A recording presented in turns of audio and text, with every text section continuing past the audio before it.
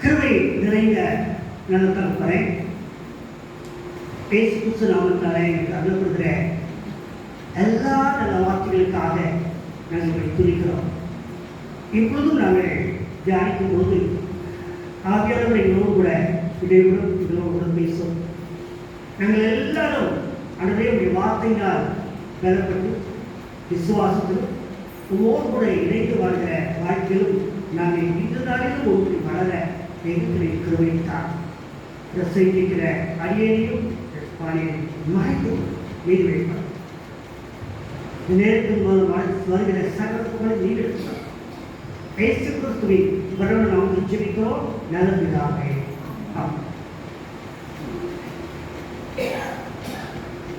திருச்சபைக்காக எடுக்கப்பட்ட தலைப்பு அல்ல. திவ்ய திருச்சபை நமக்கு கொடுத்திருக்கிற தலைப்பு. அதனையே இந்த நிலைய தியானத்தின் தலையங்கமாக கொண்டு தியானிக்க கிறிஸ்துக்குள் ஆசைப்படுகிறேன். அது திருவிருந்து என்னும் sacrament, sacrament of holy communion. இதுதான் தியானிக்கப்படாத நம்முடைய திருச்சபை நமக்கு கொடுத்திருக்கிற தலைப்பு. திருவிருந்து என்னும் சாக்ரமெண்ட். இது திருவிருந்தை குறித்து அதிகமாக நாம் அறிந்திருக்கிற ஒன்று, புதுமையான ஒன்று அல்ல. ஆனால் வருடத்தில் 2 முறை இதை குறித்து நாம் தியானிக்கிறோம். ஒன்று பெரிய வியாழக்கிழமை, மற்றொன்று இதுபோல ஒரு ஆகஸ்ட் மாதத்தில் ஞானஸ்தானத்தை குறித்தும் திருவிருந்தை குறித்து ஒரு தியானம் எல்லா இடங்களிலும் தியானிக்கிறோம். பொதுவாக சாக்கிரமெண்டுகள் என்று பலவற்றை ஒவ்வொரு சபையிலும் தமக்கு உண்டான எண்ணிக்கை வித்தியாசங்கள் இருக்கிறார். 7, 9, 14 என்றெல்லாம் சொல்வார்கள். ஆனால் நம்முடைய தெரிந்த திருச்சபையில் 2 சாக்கிரமெண்டு தான். அதனுடைய திடப்படுத்துவதிலேயே திடப்படுத்தலுக்கு எடுத்துவது படித்திருப்பார்கள். ஒன்று ஞானஸ்தானம், மற்றொன்று திருவிருந்து. 2 சாக்கிரமெண்டு மட்டும்தான். சாக்கிரமெண்டு என்பது ஆண்டவரோடு கூட ஒரு உடன்படிக்கை பண்ணிக் கொள்கிற ஒரு வார்த்தை. லத்தீனிலிருந்து வருகிற ஒரு வார்த்தை. அது தமிழில் திருவருட்சாதனம் என்று சொல்லுவோம். அது கிரேக்க நாடுகளில் ராணுவ மொழியாகவும் அது உடன்படிக்கை கொள்கிற ஒரு மொழியாக அது பயன்படுத்தப்பட்டிருக்கிறார். அது கிறிஸ்துவோடு கூட நாம் உடன்படிக்கை பண்ணிக்கொள்கிறோம். அவருடைய கிருபையோடு கூட உடன்படிக்கை பண்ணிக்கொள்கிறோம். ஞானஸ்தானத்தின் மூலமாகவும் திருவிருந்து மூலமாகும். அது சாக்கிரமெண்டு என்று சொல்கிறோம். இந்த திருவிருந்து என்று சொன்ன உடனே நாம் ஒவ்வொருவரும் ஒவ்வொரு இடங்களிலே பற்பல பேர்களை நாம் சொல்கிறோம். திருவிருந்து, நற்கருணை, ராபோஜனம், இப்படி நாம் சொல்லுவோம். அதே போல ஆங்கிலத்தில் சொல்லுவது கூட ஹோலி கம்யூனியன் தலைப்பிடத்தில் கொடுத்திருக்காங்க. ஹோலி கம்யூனியன், யூகாரிஸ்ட் என்றெல்லாம் ஹோலி யூகாரிஸ்ட், ஹோலி கம்யூனியன் என்றெல்லாம் இந்த மதத்திற்கு பலவிதமான சொற்றொடர்கள் பயன்படுத்தப்படுகின்றன. அந்த திருவிருந்தை குறித்து நாம் அறிந்திருக்கிறபடியாலே அநேக வசனங்களுக்குள் போகாமல் மேலோட்டமாக அதே நேரத்தில் நம்மை தொடர்புபடுத்தி அதனை தியானிக்க ஆசைப்படும். அந்த பாடங்களாக வாசிக்கப்பட்ட பகுதியிலிருந்து சில காரியங்களை நாம் ஜெபத்தோடு இருந்து கற்றுக்கொள்வோம். இந்த திருவிருந்து என்பது முதலாவதாக அது ஒரு விடுதலையின் அடையாளம். ஆகவேதான் நாம் பெரிய வியாழக்கிழமையிலே பஸ்கா பண்டிகை குறித்து நாம் தியானித்தாலும் திருவிருந்தை என்று தலைப்பை தியானிக்கும் போது அதே பண்டிகையின் சம்பவத்தை நாம் நினைவுகூறாமல் இருக்க முடியாது. ஆகவே முதல் பாடமாக யாத்திராகமம் 12வது அதிகாரத்தில் 1 முதல் 14 வரை உள்ள வசனங்களை நாம் வாசிக்க கேட்டோம். அந்த யாத்திராகமம் 12 அவர்கள் அந்த நிகழ்ச்சியுடைய பின்னணியத்தை பார்க்கிறேன். அந்த எகிப்து தேசத்துல இஸ்ரவேலர்கள் அடிமைப்பட்டு போகிறார்கள். நான் அறிகிறேன். அங்கே தேவன் மோசையின் மூலமாக அந்த ஜனங்களை விடுவிக்க வேண்டும் என்று திட்டம் வகுக்கிறார். எகிப்து என்பதற்கு எபிரேய பாஷையில மிஸ்ராயிம் இது வார்த்தைக்குள்ள எழுத்துல சொல்லப்படுகிற வார்த்தை. மலையாள பைபிளெல்லாம் மிஸ்ராயிம் என்றுதான் எழுதப்பட்டிருக்கு. எகிப்துங்கிற வார்த்தை இருக்கிற நம்முடைய தமிழை எகிப்து, ஆங்கிலத்தை ஈஜிப்ட் என்றெல்லாம் சொல்லுவோம். மலையாள பைபிளில் மிஸ்ராயிம் என்றுதான் எழுதப்பட்டிருக்கு. மிஸ்ராயிம் என்பதற்கு முதல் அர்த்தமே துன்பம். நீ கண்ட ஈர்ப்பை நீ காணமாட்டாய் என்றால் அதனுடைய அர்த்தம் நாடல்ல, அது உள்ளார்ந்தம். நீ வாழ்க்கையில் இதுவரை அனுபவித்த துன்பத்தை நீ காணமாட்டாய் என்பதுதான் அதனுடைய அர்த்தம். ஆக உண்மையிலேயே இந்த இஸ்ரவேல் ஜனங்கள் தேவனுடைய ஜனங்கள், இது வாக்குத்தத்தத்தின் பிள்ளைகள். அந்நிய நாடாகிய எகிப்திலே அவர்கள் அடிமைப்பட்டு போகிறார்கள். இந்த எகிப்திற்கு அடிமைத்தனம் என்ற ஒரு அர்த்தம் கொள்கிறார்கள். அது அவர்கள் அடிமைப்பட்டு போய்விடுகிறார்கள், துன்பத்தில் இருக்கிறார்கள். அவர்களை விடுவிக்க வேண்டும் என்ற ஆண்டவர் திட்டம் போட்டாலும் பார்வோன் தன்னுடைய இருதயத்தை கடினப்படுத்துகிறார். அது எகிப்தியர் இந்த தேவன் யெகோவா தான் உண்மையான தேவன் அறிந்து கொள்வதற்காக தேவனே கூட அந்த பார்வோனுடைய இருதயத்தை கடினப்படுத்துகிறார். அப்படிதான் வேதத்தில் வாசிக்கிறோம். தேவன் எதற்கு கடினப்படுத்துகிறார்கள்? இந்த ஜனங்கள் துன்பப்பட வேண்டும் என்பது அல்ல அர்த்தம். இந்த பார்வோனையே கடவுளாக பார்த்த எகிப்தியரும் பல் தெய்வ வணக்கத்தை கொண்டிருக்கிற இந்த எகிப்து ஜனமும் யெகோவா ஒருவரே தான் கடவுள் என்பதை அவர்கள் புரிந்து கொள்ள வேண்டும். அதற்காகத்தான் அவருடைய இருதயத்தை கடினப்படுத்தி அங்கே வாதைகளை 10 வாதைகளை கொடுத்து வாதைகளை அங்கே அனுப்பி தேவன் அவர்களை உணர்த்துகிறார். இந்த வாதைகள் ஒன்றுமே இஸ்ரவேலை பாதிக்கவே இல்லை. பஞ்சம் வருகிறது, வறுமை வருகிறது, வியாதி வருகிறது, வறட்சி வருகிறது, தண்ணீர் இல்லாமல் போகிறது, கொப்புளங்கள் வருகிறது, எவ்வளவு வாதைகள் வந்தாலும் இது இஸ்ரவேல் ஜனங்களை அது பாதிக்கவே இல்லை. தேவன் அப்படி பாதுகாக்கிறார். கடைசியாக அங்கே ஒரு தலை பிள்ளையை சண்டரிக்கக்கூடிய கடைசி வாதை. அதிலிருந்து தப்பிக்க வேண்டுமானால் அதற்கு ஒரு முறைமையை சொல்கிறார், கற்றுக் கொடுக்கிறார் மோசே மூலமாக இஸ்ரவேல் ஜனங்கள். அதற்கு பெயர் தான் பஸ்கா. நிசான் மாதத்திலே 14ஆம் தேதி செய்ய வேண்டிய அந்த வருடத்தின் முதல் மாதம். அங்கே அவர்களுக்கு எப்படி செய்ய வேண்டும் என்பதனால் சொல்லிக் கொடுக்கிறார். அப்படி அவர்கள் செய்ய வேண்டிய கடமைகளை நிறைவேற்றிவிட்டு அவர்கள் அதற்கு பலியிட்ட ஆட்டுக்குட்டிய ரத்தத்தை நிலைக்காலிகளை தெரிவித்திருக்கும் போது அந்த வழியாய் போகிற சண்டாரத்துடன் நிலைக்காலிலே அந்த ஆட்டுக்குட்டியுடைய ரத்தத்தை கண்டால் அந்த வீட்டில் ஒரு சிற்றையும் ஒரு தண்டனை கொடுக்காமல் கடந்து போய் விடுவார். எகிப்தின் தலைப்பிள்ளைகள் எல்லாம் சங்கரித்து வருவார். சண்டாரத்துடைய சங்கரை பின்வார். இது முடிந்த உடனே இந்த இஸ்ரவேல் ஜனங்கள் இந்த பஸ்காவை அடையாளமாக கொண்டதுனால அவர்கள் விடுவிக்கப்பட்டு விடுகிறார்கள். வாக்கு சுத்தப்பட்ட கானான் தேசத்திற்கு போகிறார்கள். இதனுடைய தொடர்ச்சியாகத்தான் இயேசு கிறிஸ்து அதே பஸ்காவின் நாளிலே இயேசு பஸ்காவை ஆசரிக்கிறார். அவரே பஸ்கா பலியாக மாறுகிறார்.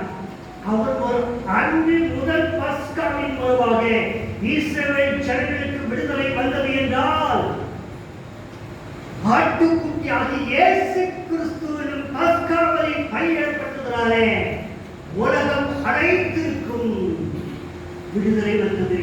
அந்த விடுதலை ஆன்மீக விடுதலை என்று சொல்லுகிற பாவத்திலிருந்து விடுதலை மட்டுமல்ல,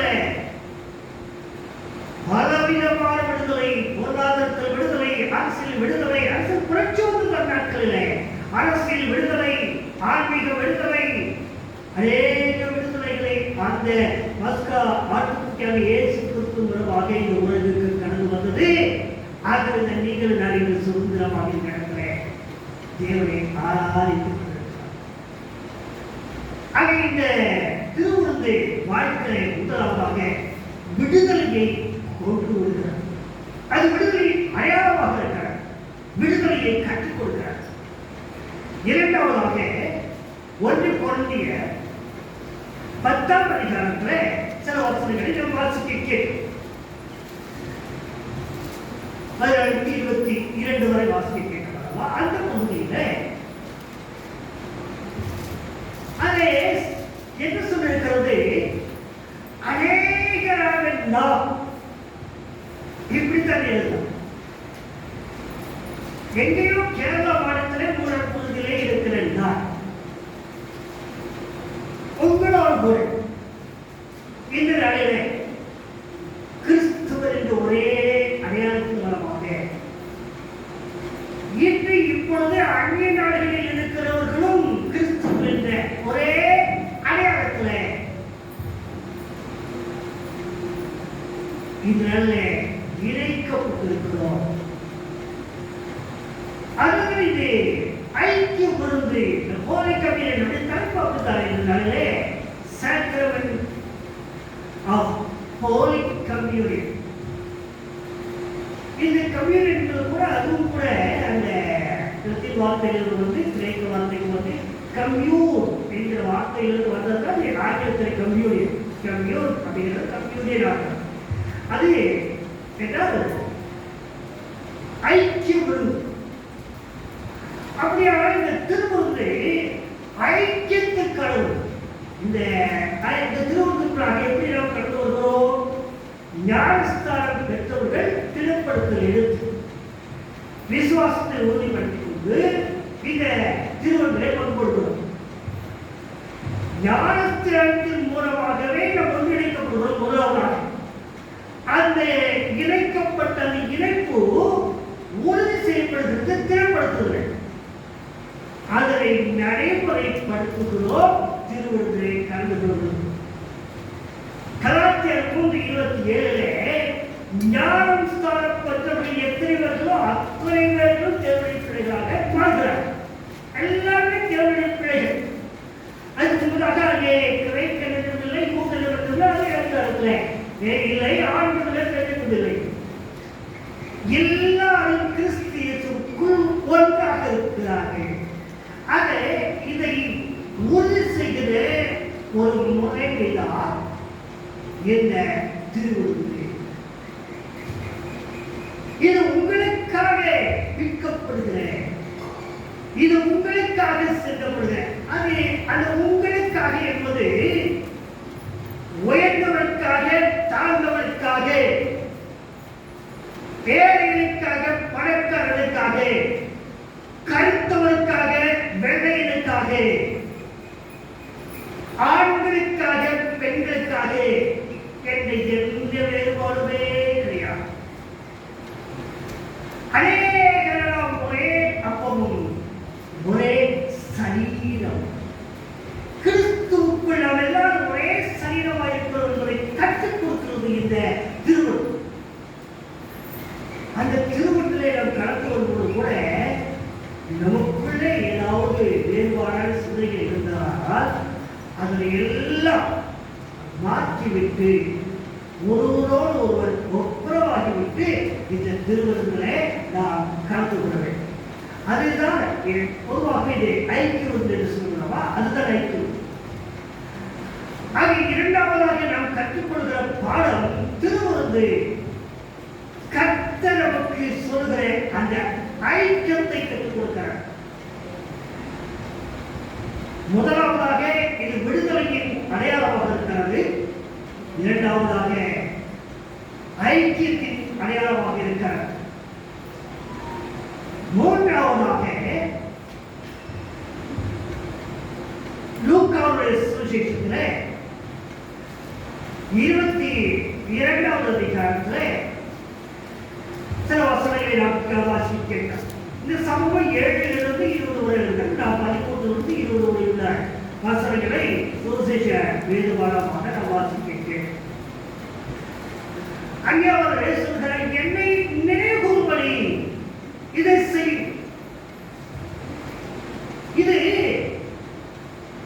நினைவு கூறுதலின் திருவுருவம். அப்படியானால் இந்த திருவுருவத்தை எப்பொழுது எடுத்தாலும் சரி, வாரத்தில் ஒரு முறை எடுத்தாலும் சரி, வாய்ப்புகள் பலமுறை எடுத்தாலும் சரி, அதில் ஒரு நினைவு கூறுதல் இருக்கிறது. அந்த நினைவு கூறுதல் என்பது இயேசு கிறிஸ்துவை மையமாக வைத்தது. அநேக நினைவு கூறுதல் இருக்கத்தான் செய்கிறது. நான் மட்டுமே பேசியிருக்கிறேன். நீங்கள் ஒரு வசனம் வாசிக்கிறேன். 13வது வசனம் வாசிங்க. லூக்கா 22:13. அவர்கள் போய் தங்களிடத்தில் அவர் சொன்னபடியே கண்டு பஸ்காவை ஆயத்தம் பண்ணினார்கள். அவர் சொன்னபடியே தங்கள் பஸ்காவை அவர்கள் ஆயத்தம் பண்ணினார்கள். அப்படியானால் இயேசு கிறிஸ்து அவருக்கு நீங்கள் இப்படித்தான் ஆயத்தம் பண்ண வேண்டும் என்று குறிப்பாக சொல்லிக் கொடுத்திருக்கிறார் என்றுதான் அர்த்தம். அந்த நாட்களிலே இது பல ஆளுநரோட பழக்கம் தானே ஆசரிப்பு, பஸ்கா ஆசரிப்பு என்பது. ஆகவே அவருக்கு தெரியும் இயேசு கிறிஸ்துவின் சீடர்கள் யூதர்கள் தானே, எப்படி பஸ்காவை ஆசரிப்பது என்பது அவருக்கு தெரியும். அவர்கள் நியாயப்பிரமாணத்தை கற்றவர்கள் தானே, காலந்தோறும் பஸ்காவை ஆசரித்தவர்கள் தானே. அவர்களுக்கே இயேசு கிறிஸ்து சொல்லித்திருக்கிறார், பஸ்காவை ஆயத்தம் பண்ணுங்கள் என்று சொல்லியிருக்கிறார். ஆகவே தான் அந்த வசனம் பிடிச்சிருக்கிறது. அவர் தங்களுக்கு கற்பித்தபடி அவர்கள் ஆயத்தம் பண்ணினார்கள். பொதுவாக பஸ்கா ஆயத்தம் பண்ணும்போது அங்கே 5 பொருட்களை அவர்கள் ஆயத்தம் செய்வார்கள். ஒன்று, முதல் வேத பாடத்தில் வாசிக்கின்ற அதே போல 1 வயதுடைய பழுதற்ற ஒரு ஆட்டுக்குட்டி ஒன்று இருக்கும். இயேசு கிறிஸ்துவின் காலத்தில் வந்து சொல்கிறார். இரண்டாவதாக புளிப்பில்லாத அப்பம். மூன்றாவதாக திராட்சரசம். திராட்சரசம் என்றால் இந்த வைக்கிற ஒரு கப் அல்ல, 4 கப் வச்சுப்பாங்க. திராட்சரசம் 4 கப்பு திராட்சரசம். ஐந்தாவதாக கசப்பு கீரை. அது பஸ்கா பண்டிகை இருந்தது. அந்த கசப்பு கீரை.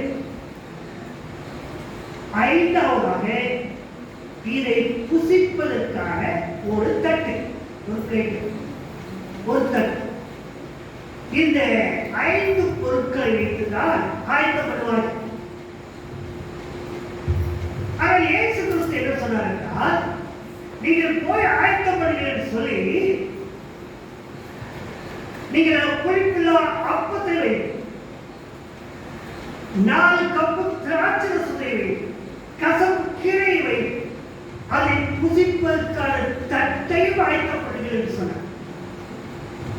அப்படி என்ன பிஸி என்னது இல்லை என்ன சொல்லல, என்ன சொல்றது நீங்க கவனிக்கலையா?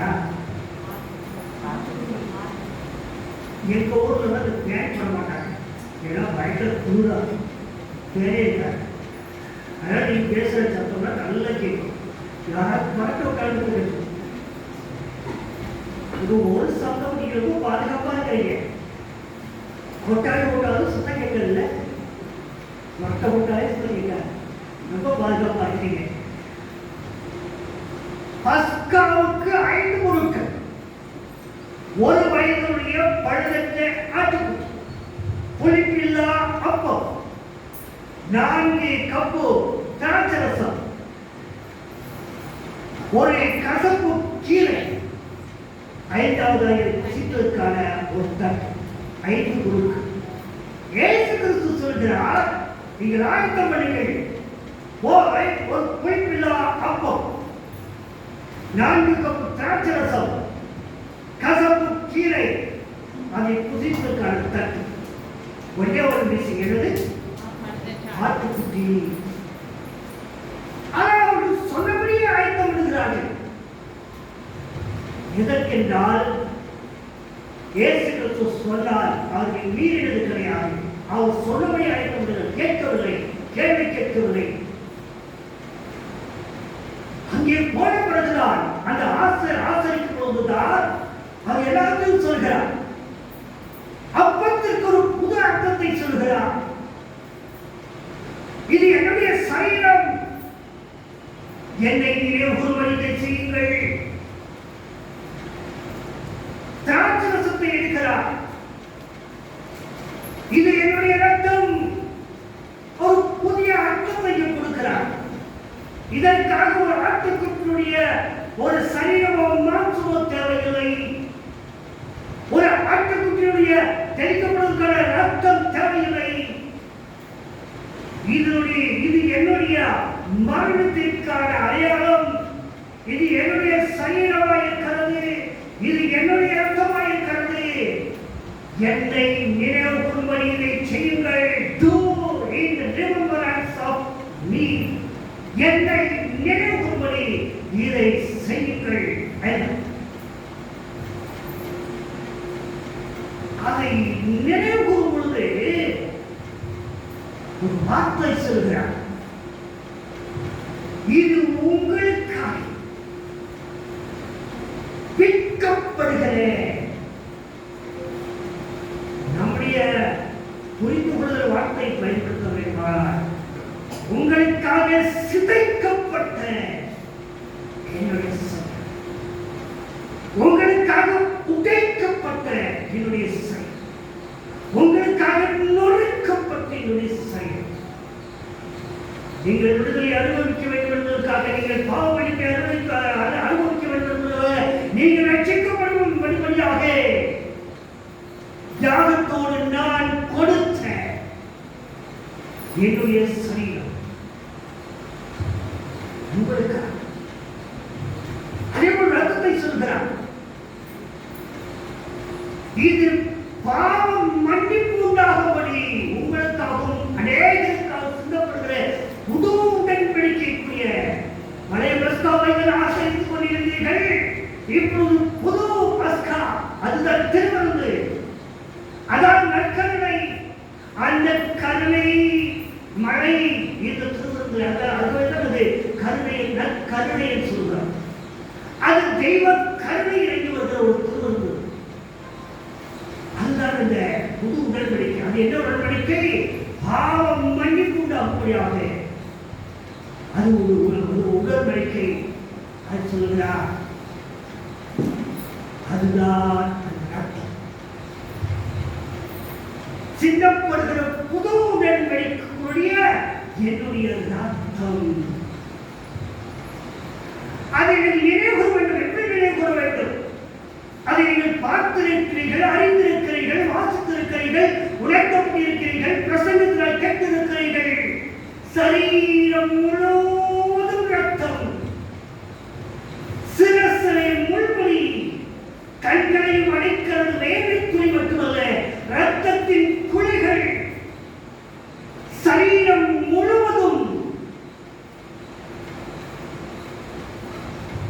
கிழிக்கப்பட்டதாய் ரத்தம் இவை போல எச்சவரே தோட்டத்தில் துவங்கின அந்த ரத்தம் சுத்தம்.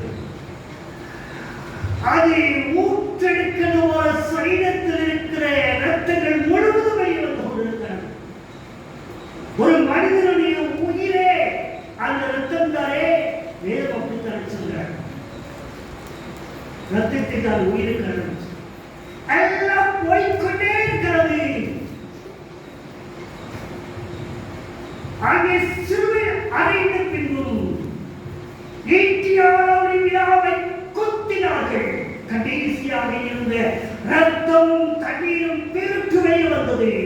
கடைசி சொத்து எல்லாம் மனசுல வச்சு சொல்றாரு, என்னை நினைவு கூறுவதில் உங்களுக்கு அவரைகளுக்காக சொல்லப்படுகிற புது கண்களிக்கக்கூடிய என்னுடைய ரத்தம். நினைவு கூறுவது, என்னை நினைவு கூறுவதாக இதை செய்கிறது சொல்ற. அங்கே 4 கப்பு இருக்குன்னு சொன்னாங்க. 4 கப்பு வச்சு அந்த 4 கப்புக்கு ஒரு அர்த்தம் இருக்கிறார். 5 வரைக்கும். அப்போ இயேசு கிறிஸ்து அந்த முதல் பாத்திரத்தை எடுத்துக் கொடுக்கிறார். அது ஆசீர்வாதத்தின் அடையாளம்.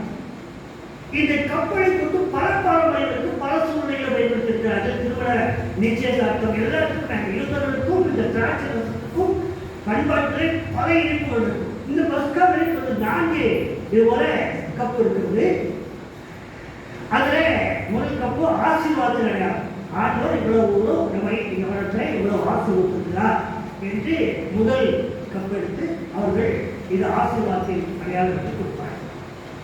2வது கப் பாவ மன்னிப்புக்கான அடையாளம், symbol of forgiveness of sin. பாவ மன்னிப்புக்காக தேவனுடைய பாவத்தை எல்லாம் இந்த வருஷத்தில் செஞ்சதெல்லாம் பார்த்து மன்னிச்சுட்டாரே அப்படின்னு சொல்லி 2வது கப்.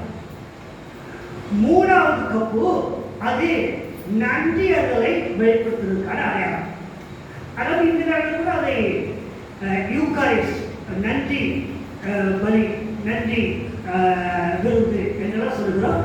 அதுல இயேசு கிறிஸ்து அந்த இடத்துல தான் அந்த கப்பை எடுத்துத்தான் அவர் பாத்திரை எடுத்து ஸ்தோத்திரம் பண்ணி, அதான் அந்த ஸ்தோத்திரம் நன்றி, கர்த்தருக்கு ஸ்தோத்திரம், கர்த்தருக்கு நன்றி பலி, அதுதான் நன்றி அடையாளமாக 3வது. அந்த 3 குடிச்சிட்டு ஆடுறோம் அப்படின்னு பண்ணிட்டு 4வது கப் என்ன தெரியுமா? அது பாடுகளின் அடையாளம், பாடுகளின் பாத்திரம். எத்தனை தெரிந்து ஆண்டு சொன்னார், நடுவே இந்த பாத்திரம் என்று நீங்க கூறுவாரால் எங்களுக்கு படாத நிலை விரும்ப முடியல, உங்களை சித்தப்படி என்று சொன்னாரே. அதுதான் 4வது வைக்கப்பட்டிருக்கிற அந்த பாடுகளின் பாத்திரம். அது கப் ஆஃப் சஃபரிங், பாடுகளின் பாத்திரம் அப்படியே வைத்து இதனால் இந்த பாத்திரத்தில் நான் புசிப்பதில்லை என்று சொல்லிவிட்டார். பாத்திரம் அல்ல, இந்த பாடுகளில் அடையாளமாக அல்ல, நானே இந்த பாடுகளை இயக்கப்படுகிறேன் என்று அடையாளமாக 4வது கப்பை ஆடுவதை அதுக்கு கொடுக்கவும் இல்லை. இனி இந்த பாடுகளின் பாத்திரத்தை நீங்கள் குடிக்க வேண்டாம், நான் அதை அடையாளமாக குடிக்கவில்லை, அதை நானே அந்த பாடுகளை நான் ஏற்றுக்கொள்கிறேன் என்று சொல்லி அந்த கடைசியாக அந்த திருமணத்தை ஏற்படுத்திவிட்டு அப்பொழுதே அவர் போகிறார், காட்டிக்கொண்டு வருகிறார், பாடுகளை அனுபவிக்கிறார். இதை நிறைவு கூற வேண்டும். இங்கு வந்திருக்கிற நீங்களும் நானும் இன்னொரு திருமண ஆராதனையாக இல்லாமல் இருக்கிறார். ஆனால் திருமணம் என்று சொல்லுவதெல்லாம் இவைகளை நினைக்க வேண்டும். இந்த பாடு நீங்களும் நானும் ஏற்க வேண்டியது பாடு. அந்த கஷ்டம், அந்த துன்பம், அந்த அவமானம், நிந்தை, வெறும் இவைகளெல்லாம் இயேசு கிறிஸ்து தன்னை ஏற்றுக்கொண்டார். அதற்கு அடையாளமாகத்தான் திருவிருந்து சபைகளிலே ஏற்படுத்தப்பட்டது. ஆக இந்த திருவிருந்து நமக்கு கற்றுக் கொடுக்கின்ற பாடங்கள், ஒன்று விடுதலை, 2வது ஆயத்தியம், 3வதாக நிறைவு கூறு. இவருக்காக எனக்காக இந்த திருவிருந்து. ஆக இந்த சத்தியத்தை, அறிந்திருக்கிற சத்தியத்தை மறுபடியும் நாம் நினைப்போம். இந்த நாளிலே மறுபடியும் அறிந்திருக்கிறோம். கற்றுக்கொண்ட இந்த வார்த்தைகளை நினைத்திருக்க ஆவியாருடைய ஒத்தாசை நாடுவோம். இந்த திருவசனங்களால் கர்த்தர் ஒவ்வொருவரையும் ஆசீர்வதிப்பாராக.